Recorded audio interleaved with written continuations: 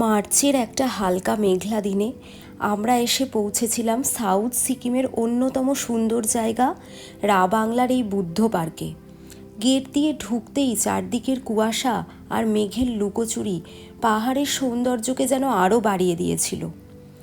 পার্কে চারিপাশে সারি সারি রাখা বুদ্ধিস্ট প্রেয়ার হুইল ঘোরানোর সময় মনে এক অদ্ভুত শান্তি পাওয়া যায়।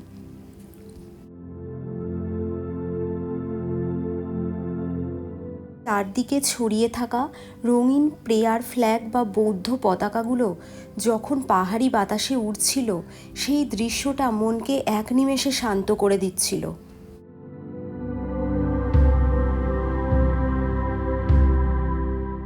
এবার আমাদের সামনে ছিল মেন আকর্ষণের দিকে যাওয়ার পালা।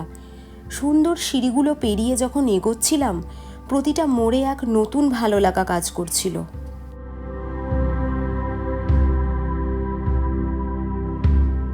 এরপরই চোখের সামনে ভেসে উঠল সেই 130 ফুটের বিশাল এবং জাঁকজমকপূর্ণ বুদ্ধ মূর্তি। পাহাড়ের কোলে এত শান্ত এবং সৌম্য চেহারার বুদ্ধের এই মূর্তি থেকে সত্যি চোখ ফেরানো যায় না।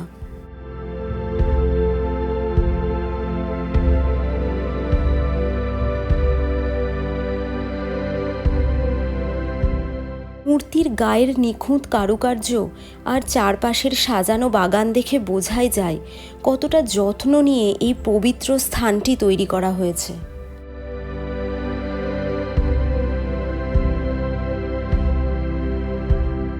সবুজে ঘেরা এই শান্ত পার্কের বারান্দা দিয়ে হেঁটে বেড়ানো এবং দূর দূরান্তের পাহাড় দেখার এই অভিজ্ঞতা সত্যিই মনে রাখার মতো।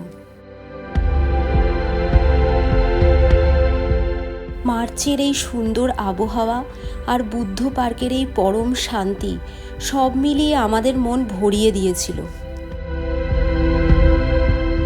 সিকিমে এলে এই স্বর্গীয় জায়গাটি মিস করবেন না কিন্তু।